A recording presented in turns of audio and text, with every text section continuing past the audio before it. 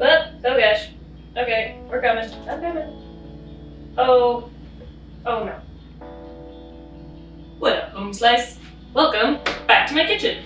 Or to my kitchen. If this is your first time in my kitchen. I am in the kitchen because we're kind of baking. As you can see, we have a lot of honey. So you might guess that that has something to do with what we are doing today. We're making mead, which is something that I have made a few times now.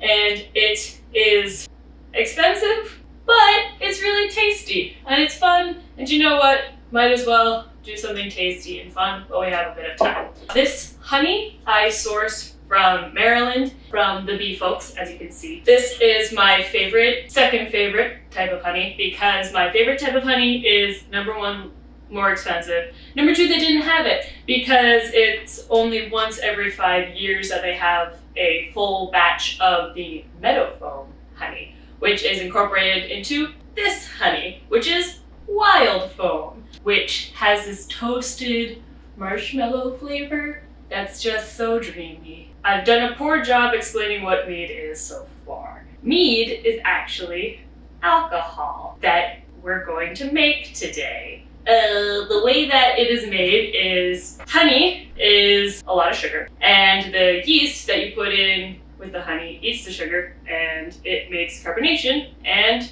alcohol. Doesn't make a lot of carbonation, but it makes some alcohol. And you know what? It's tasty and it's a hobby that I picked up. So today we're going to make that. It's pretty quick and easy. Unfortunately, I'll have to fill you in a few months when we bottle it, because it takes a few months to become done.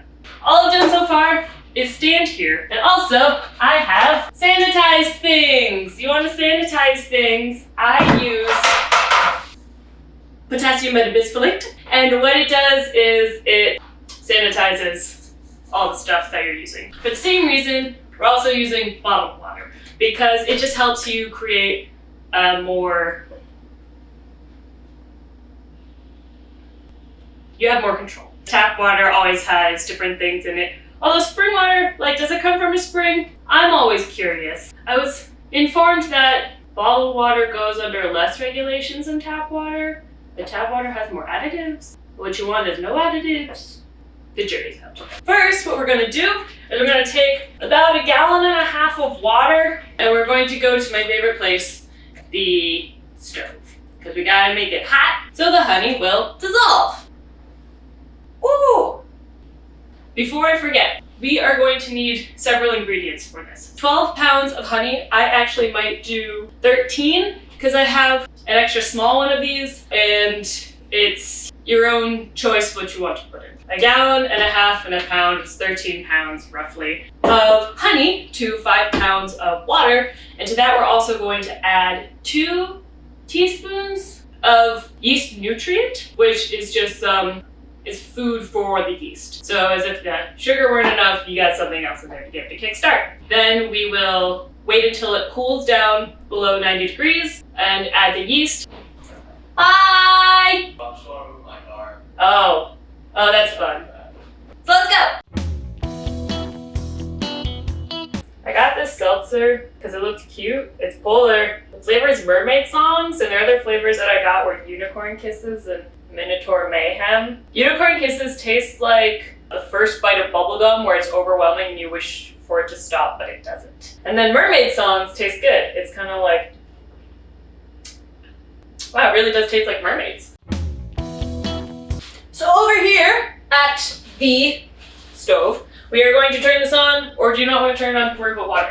Oh shit! Oh wait, no, this was processed on the 5th. Today is about 10 days after that. Why am I talking over this? I don't like that it's a waste of plastic, but I want a good product that I can share with others.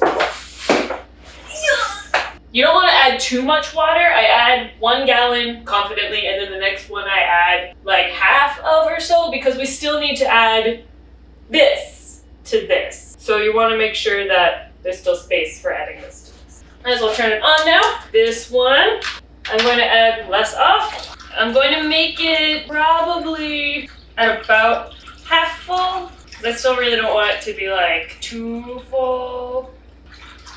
You want enough to dilute the honey, but not too much that it overflows. So this is called a must. The must is the concentrated water and honey mixture that you're going to then add to cold water, and you'll have a combined total of 5 gallons of water and then the 1.5 gallons of honey. So the must has to get hot to incorporate everything. After you get to the original 160 degrees, you have to slap it down to 90 degrees Fahrenheit, or else the yeast will die.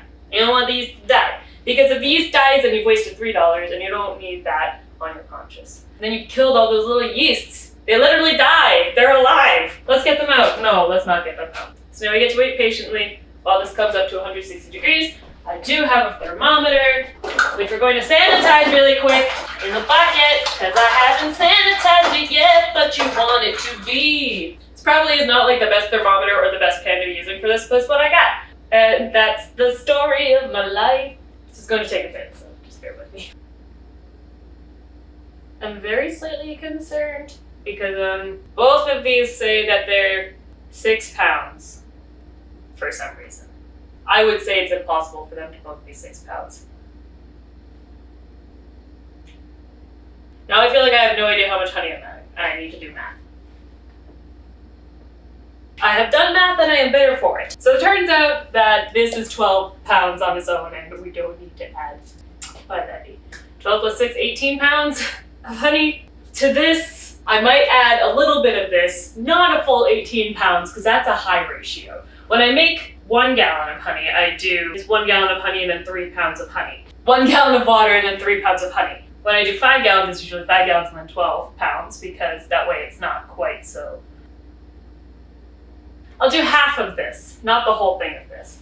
Glad we had time for some math, huh? Math is fun, math is great, we're not gonna make a mistake. Oh no. Alright, we're back. It's almost at 160 degrees Fahrenheit, and now that we're reinvigorated with knowing how much honey we're putting in, let's get the show on the road. Are we looking good? You're looking good. I mean, you look good every day. I don't really know if I have to tell you that. Although, it's nice to hear sometimes though, right? Anyway, so it is almost 160 degrees, and I'm so excited to pour this honey in here. We're gonna get our sanitized spoon, because everything must be sanitized. Using your sanitized spoon, swap out the spoon for your thermometer, which is just about now hitting 160 degrees Fahrenheit. We don't need this in here anymore. I do want it to get actually 160 degrees.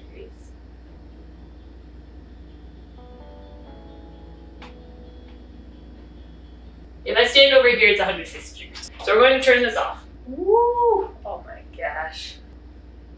Oh, it's so good. You can see that it still has some beeswax and other stuff from the hive in it, because it is raw honey. Oh my god.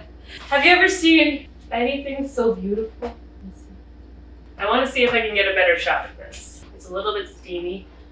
Even with glasses, I can't see the gosh darn thing.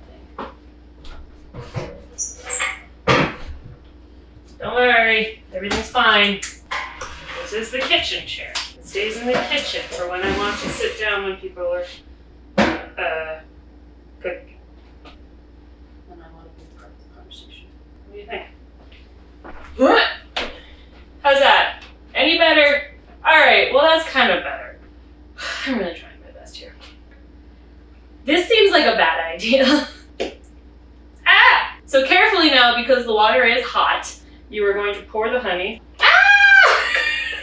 Oh, this is great. It's going great. I want to make sure it gets all in there. It's fun to play with too, so. At this point, we do want it to start cooling down. Some recipes do ask for you to bring it back up to 160 degrees. I'm not really sure why. Boil it for 30 minutes and then skim off all the foam. I think I tried that once, and then I didn't do it the next time that I made it, and it tasted the same. You may feel free to forego that step at your own leisure. I'm gonna let this sit upside down for a little bit to try to get the last bits of delicious, expensive honey out of there. We're gonna add just a little bit of this one, just like half, just to make it a little bit stronger, you know, because I usually mix it with seltzer anyway, so I want it to be... I don't want it to be too weak, you know? You don't want it to be weak. No weak, Mead! This stuff's for Vikings and gods! Yeah. Oh. Ah! Right now, what we have is the top is pretty clear, just a little brown tint to it, but the bottom is still completely honey. And what you're going to need to do is sit here and stir for a bit. We shall prepare for the next step, which is adding the must to the must-have, to the fermentation chamber, which is my dual-purpose sanitization bucket. So I will dump out the sanitizing water, give it a quick rinse, put the cold water into that, then we'll put this into that, and then it's another waiting game because, I don't know, it's a slow process, man. It's already getting so much better. This is like from the bottom. I really shouldn't be splashing as much as I am. Can you see me? So I just realized now that I forgot to add the extra little bit of honey that I had in the first thing. But we added more honey in the other one, so that doesn't matter. So now we're on the ground. We have water, a bucket, and the must. I can't tell if I'm in frame right now. So we're kind of just going to make it work. 1 gallon. 2 gallon. 3 gallon. And now we're going to add the must to this. Did I forget something? I did forget something. There's one thing left that we have to do that I'm just going to do and not show you because it's not even worth it. We're going to add 2 teaspoons of this stuff. This is the stuff I told you about before. Add it to the must. 2 teaspoons. Stir and aerate. As always happens when I'm about to finish a project, I am rushing and getting things figured. So we added the thing to the must, it's fine. Incorporate it, wait until it all goes. Anyway, now pour the must into here. It's really heavy, so be very, very careful. Okay.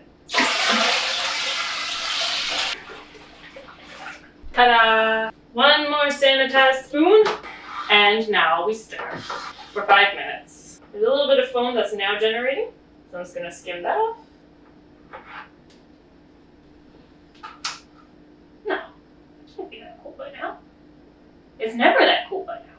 What kind of sorcery is this? 1 second, I'll be right back. Surprisingly, this is the first time this has ever happened. It's actually below 90 degrees right now. Usually I have to walk away for several hours for this to get down below 90 degrees. It might be because I put 2 of the spring waters in the fridge and then I put 1 in the freezer. All right, solid. That means we can do the last step now instead of having to wait and then have to get this all back out again because that would be miserable. So the last step is gonna be the yeast. Well, I mean the last step of adding ingredients. There's still a couple, you don't just like leave it like this. I mean you could. That's highly unrecommended. Here's my yeasty boys. I'm gonna just add them. This is Lavlin D47. It's for Mead. It's also for, why am I having a hard time? Wine yeast. Oh, it says wine. Whatever. You know what? It's fine. That's what I've always used. Next time I might use a different one. What is different this time is I'm using 2 packets. There's a lot of sugar to be eaten. Get these bad boys in there! Whee! Oh, can you even see what I'm doing? Well, I mean, it's yeast. It's another thing that we have to stir for a long time. We'll row this time. Huh? Alright. The yeast smell goes away once it ferments and the yeast all dies. All we have to do now is put on the top, put on the airlock, then this just stays. It does nothing for a very long time. Let's cover. Airlock. There we go. You put the airlock in and then you're going to want to put vodka in the top and you're going to want to fill the vodka to the fill line. I'm going to put this in the pantry first because I have to lift it up and jostle it around a bit and I don't want to get everywhere. So hold tight, 1 second. And that's it. That's how you make mead. You want to store it in a cool place where there's not too much sun for 6 months and then we'll check back in on it Hey, make sure you keep the airlock filled with vodka. You can continue filling it with water after you initially fill it with vodka. That is just to make sure that it's all sanitized because sanitization. I'm out of breath because I know there's a lot to clean up. Everyone's waking up and doing things. And I have no other plans today. So, whatever. Thank you again for joining me. Stay cool, stay chill. See you in the next one. Have a good one.